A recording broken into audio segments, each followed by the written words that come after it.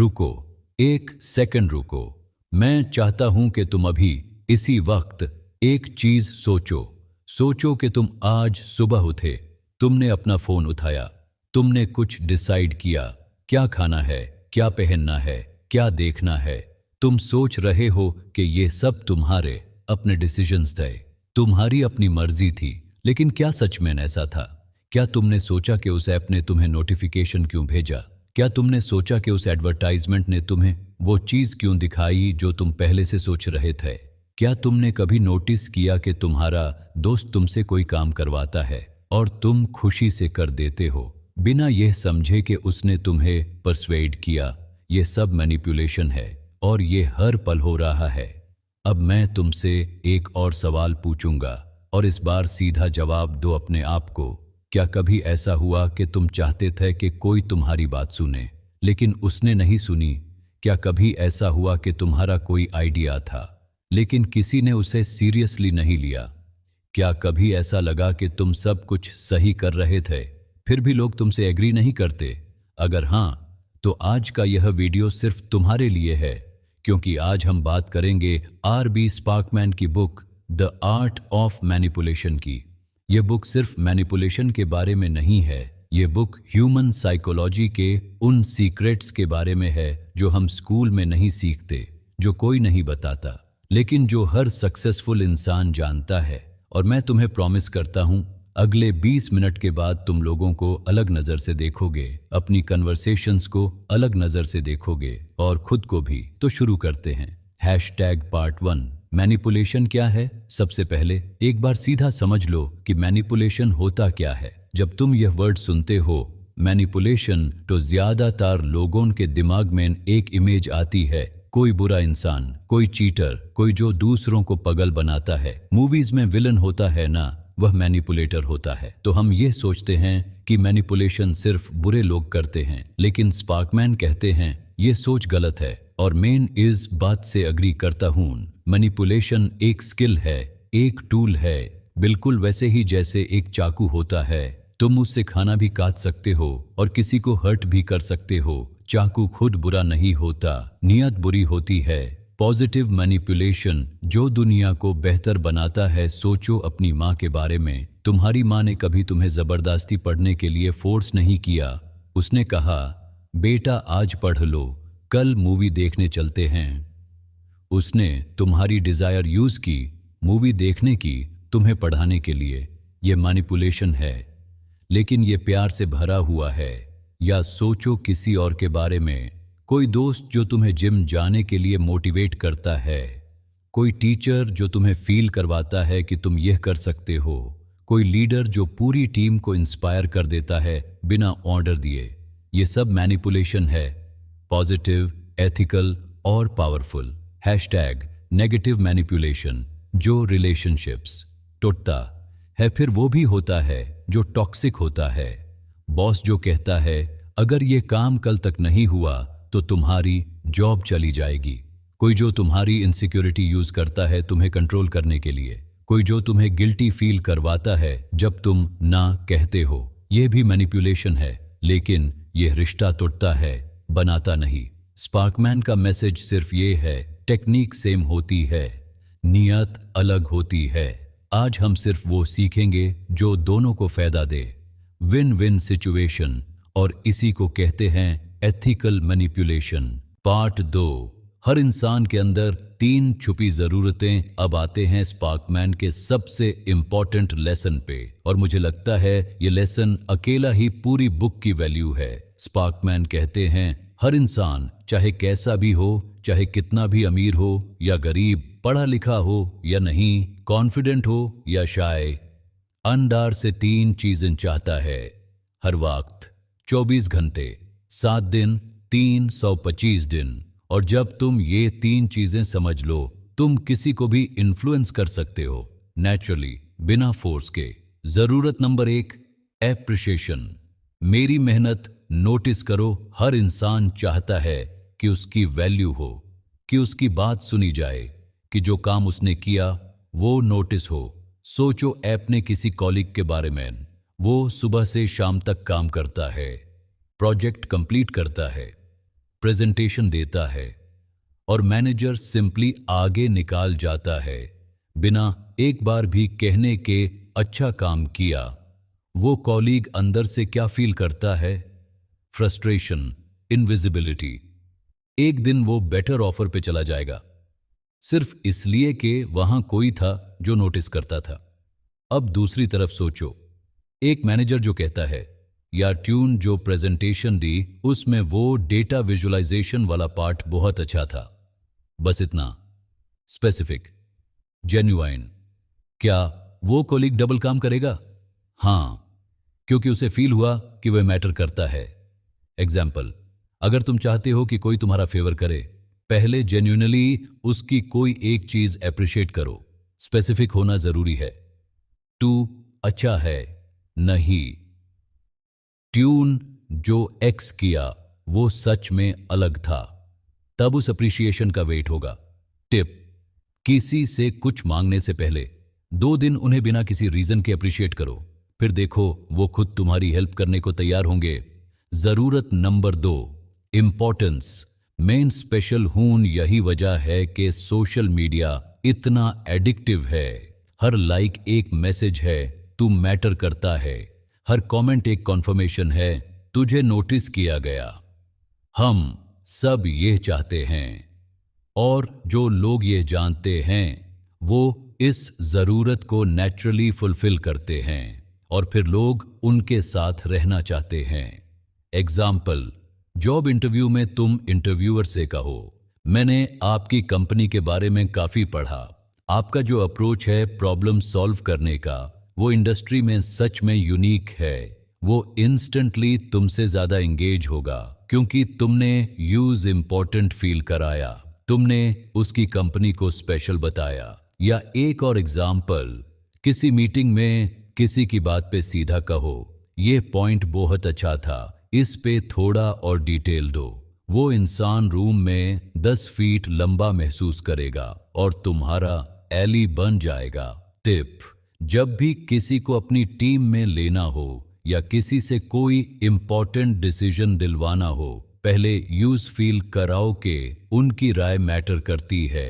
सिर्फ परफॉर्मेंस के लिए मत करो, जेन्युइनली पूछो, लोग फर्क समझते हैं। जरूरत नंबर 3, अग्रीमेंट। हाँ, तू सही है, लोग चाहते हैं कि कोई कहे, हाँ यार तू बिल्कुल सही बोल रहा है। यही वजह है कि आर्ग्यूमेंट्स में कोई अग्री नहीं करता, सिर्फ डिफेंड करता है, क्योंकि अग्री करना मतलब लगता है मैं गलत था और कोई ये फील करना नहीं चाहता। तो अगर तुम सीधा डिसअग्री करो, दूसरा इंसान और ज्यादा अपनी बात पे अटका रहेगा। लेकिन अगर तुम पहले यूज राइट फील कराओ, फिर धीरे धीरे अपनी बात लाओ, वो सुनने के लिए तैयार होगा। एग्जाम्पल, छोटे भाई को पढ़ाना हो, मत कहो पढ़ वरना फेल होगा, कहो यार तू सच में स्मार्ट है, मुझे पता है तुझे ये मैथ बोरिंग लगती है, लेकिन अगर तू थोड़ा सा ट्राई करे तू इजीली कर सकता है। तू वो बंदा है जो समझता है जल्दी। अब वो प्रूव करना चाहेगा कि वो स्मार्ट है और पढ़ लेगा बिना किसी फोर्स के। पार्ट 3, 5 पावरफुल टेक्निक्स, 10 बजे से 16 बजे। अब बात करते हैं एक्चुअल टेक्निक्स की। ये सब स्पार्कमैन की बुक से और मैं तुम्हें रियल एग्जांपल्स के साथ समझाऊंगा ताकि ये सिर्फ थ्योरी ना लगे। टेक्निक 1, रिप्रोसिपिटी, पहले दो फिर लो। ये ह्यूमन साइकोलॉजी का सबसे पुराना और पावरफुल रूल है। जब कोई तुम्हारे लिए कुछ करे, तुम्हारा दिल करता है कि तुम भी कुछ करो। ये कंपल्शन होती है, हम में ये बिल्ट इन है और यही तुम यूज कर सकते हो एथिकली। पहले दो, बिना किसी एक्सपेक्टेशन के, जेन्युइनली। एग्जाम्पल, अपने क्लास के नोट्स एग्जाम से पहले शेयर कर दो एक क्लासमेट के साथ जिसे तुम प्रोजेक्ट पार्टनर बनाना चाहते हो। उसने मांगा नहीं, तुमने खुद दिया। फिर जब प्रोजेक्ट पार्टनर की जरूरत हो वह खुद तैयार होगा। तुमने मैनिपुलेट नहीं किया, तुमने इन्वेस्ट किया। यह टेक्निक वर्क प्लेस में भी काम करती है। किसी कॉलीग की एक छोटी प्रॉब्लम सॉल्व कर दो बिना किसी रीजन के। किसी जूनियर को गाइड कर दो, किसी सीनियर के लिए कुछ रिसर्च कर दो। ये इन्वेस्टमेंट है और ये हमेशा रिटर्न देता है। टिप: रेसिप्रोसिटी तब सबसे पावरफुल होती है जब तुम्हारी हेल्प अनएक्सपेक्टेड हो, जब कोई एक्सपेक्ट नहीं करता और तुम दे देते हो। वो फीलिंग बहुत ज्यादा होती है। Technique 2, yes ladder. हाँ की सीधी सीधा बड़ा सवाल कभी मत पूछो। बड़े रिक्वेस्ट पे सीधा जाना एक मिस्टेक है, क्योंकि बड़ा सवाल सुन के इंसान का ब्रेन ऑटोमेटिकली डिफेंड मोड में आता है। इसलिए पहले छोटे छोटे हाँ लिया करो, एक के बाद एक, सीधी बनाना ऊपर जाते जाते। फिर जब बड़ा सवाल आता है वह खुद नेचुरली हाँ कहना चाहता है, क्योंकि लोग कंसिस्टेंट रहना चाहते हैं। एक बार हाँ कह दिया तो बार बार हाँ कहना इजी लगता है। एग्जाम्पल: किसी दोस्त को कन्विंस करना हो जिम जाने के लिए, सीधा मत कहो मेरे साथ जिम ज्वाइन कर। पहले कहो यार तू चाहता है कि फिट रहे? हाँ। क्या तुझे लगता है एक्सरसाइज जरूरी है? हाँ। क्या तू चाहेगा कि कोई साथ होता तो ज्यादा मोटिवेशन होती? हाँ। तो चल कल सिर्फ एक बार ट्राई करते। अब ना कहना मुश्किल हो जाता है। ये लैडर सेल्स में, रिलेशनशिप्स में, पेरेंटिंग में, इंटरव्यूज में, हर जगह काम करती है। सीधा बड़ा सवाल नहीं, पहले सीधी बनाना छोटी हां से बड़ी हां तक। Technique 3, framing. कहानी कैसे सुनाओ? एक ही चीज को अलग तरीके से प्रेजेंट करो और रिजल्ट कंप्लीटली अलग होगा। चीज सेम है, पैकेजिंग अलग है, और पैकेजिंग ही डिसाइड करती है कि इंसान कैसा फील करता है। उदाहरण: ये मेडिसिन 10% पेशेंट्स में फेल होती है वर्सेस ये मेडिसिन 90% पेशेंट्स को ठीक करती है।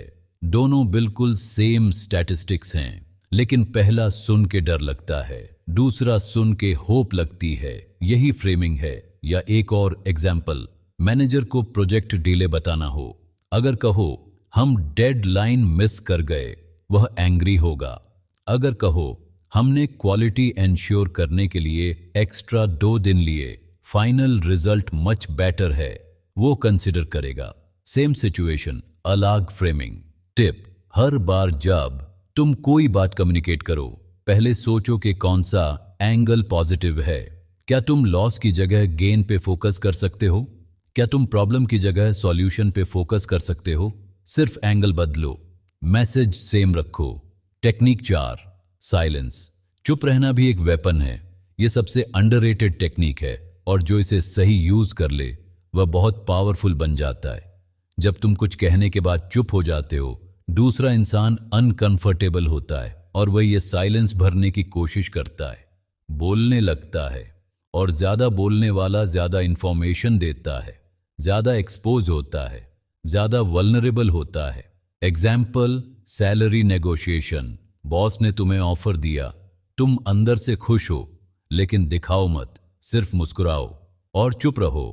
3 सेकंड, 5 सेकंड, 7 सेकंड। ये साइलेंस बॉस के लिए टॉर्चर है।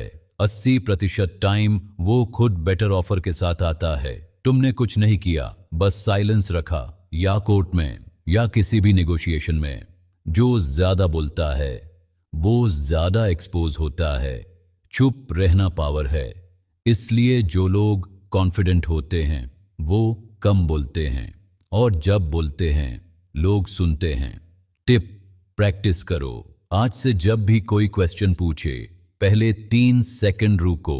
जवाब देने से पहले ये तुम डेलिबरेटली कॉन्फिडेंट लगते हो और होते भी हो।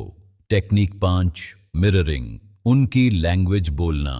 बोलना लोग उन लोगों को पसंद करते हैं जो उनसे मिलते जुलते लगते हैं। ये एवोल्यूशनरी साइकोलॉजी है। जो हमसे सिमिलर है वो सेफ लगता है, जो अलग है वो अनफैमिलियर लगता है। तो जब तुम किसी की लैंग्वेज यूज करो, उनके वर्ड्स, उनका टोन, उनकी बॉडी लैंग्वेज सब्टली कॉपी करो, वो ऑटोमेटिकली कंफर्टेबल फील करते हैं। उन्हें लगता है ये इंसान मुझे समझता है। एग्जाम्पल: दोस्त कहता है यार उस दिन सिचुएशन बहुत कैओटिक थी।